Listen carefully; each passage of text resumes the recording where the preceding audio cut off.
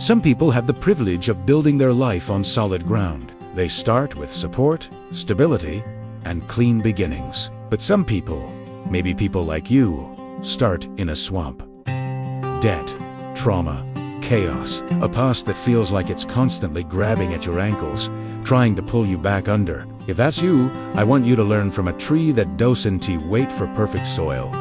The mangroves grow where other trees would rot. And they don't just survive, they build bridges out of the mud. Her name was Tessa.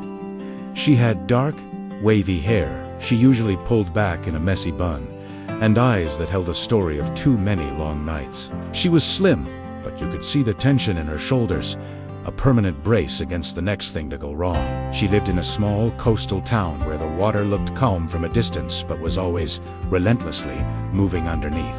Tessa worked 2 jobs. The first, a cashier at the local market, paid the bills. The second, her dream, was what she did in the quiet hours after midnight. She was a gifted illustrator, creating worlds on paper that were far more peaceful than her own. But her dream felt embarrassing to even say out loud. Her life was messy. The bills were always stacked higher than her hopes. Family drama was a constant, draining background noise. She carried a persistent sense of being behind everyone else her age. The advice she got from well-meaning friends often felt like it came from another planet. Just focus.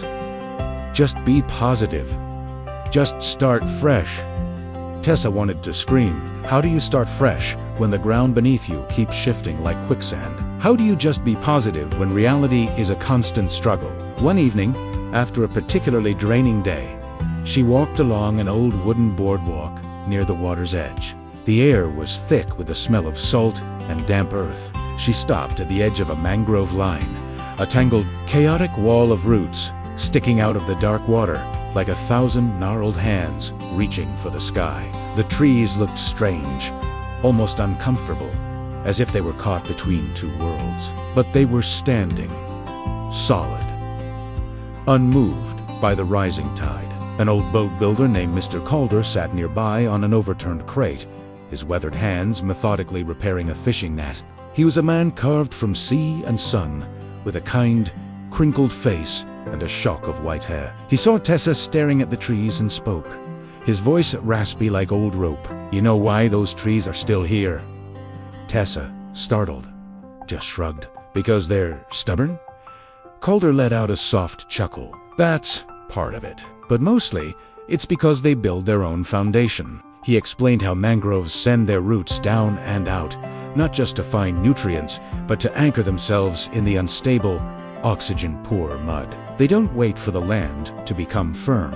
They create their own stability by spreading countless points of support. They weave themselves into the chaos and make it their strength. Then he looked directly at Tessa, his gaze sharp but gentle. "People like you think you're losing because you will not stop it. But stability isn't something you find.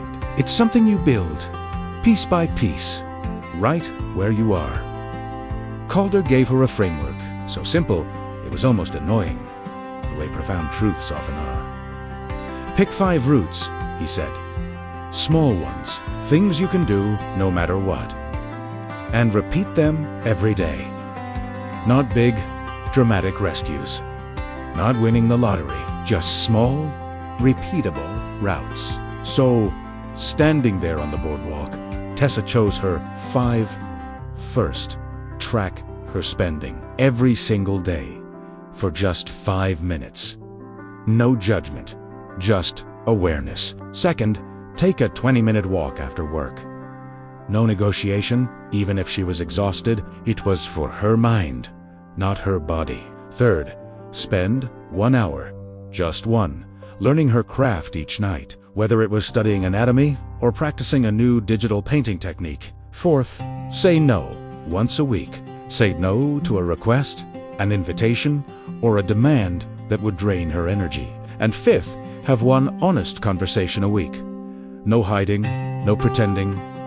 Everything was fine. At first, it felt ridiculously small.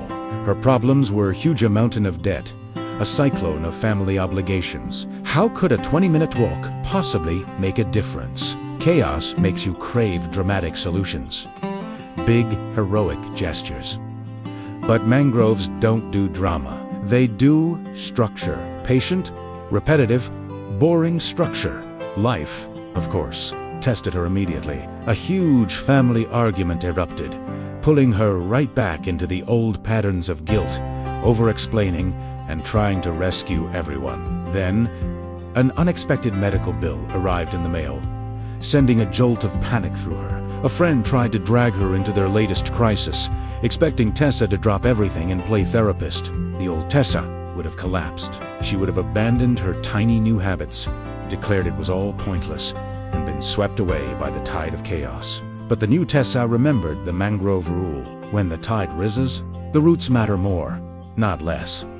So she returned to basics. Instead of avoiding the bill, she sat down and tracked the expense. She faced the number. Instead of skipping her walk to stew in her anger, she put on her sneakers and walked faster, breathing through the frustration. She still sat down for her hour of practice, even when no one was there to praise her. And that week, she said no. It was hard. It felt selfish. But she did it. It wasn't sexy. It wasn't a miracle. It was stabilizing Mons Passade. The seasons began to change. And slowly, imperceptibly at first, something in Tessa's life shifted. A small opportunity appeared. Someone who had seen her work online offered her a paid project. It wasn't a life-changing amount of money, but it was real. And for the first time, she didn't panic. She didn't feel like an imposter, because she had roots. She handled the money responsibly. She managed her time and delivered the project on time without the usual self-sabotage. And then another, slightly bigger opportunity came. And another. Her roots were holding. The ground she was standing on, the ground she had built herself, was becoming more solid. One afternoon, she saw Mr. Calder by the docks again. He nodded at her with a knowing smile. "Now you're becoming a mangrove," he said. Tessa laughed. "What does that even mean?" Calder gestured toward the dense network of roots at the water's edge. "Mangroves don't just save themselves," he explained. "Their roots trap sediment, which builds up the land. They reduce erosion. They calm the waves during storms. They create shelter for fish, crabs, and birds." He looked back at her. When you build stability in your own chaos, you become a safer place for the people around you. Not because you rescue them, but because you show them what structure looks like. You become the calm harbor in their storm. If your life feels like mud right now, I want you to hear this. You are not behind. You are not failing. You're just building on hard mode. Stop waiting for perfect ground to appear. It won't. You have to build it yourself. Plant your roots right here, right now, in the middle of the mess. So I want you to tell me in the comments, what are your 5 roots? What are the small, repeatable actions that you will commit to that will hold you steady and build your own foundation this month? Thank you for watching. Don't forget to subscribe for more stories like this.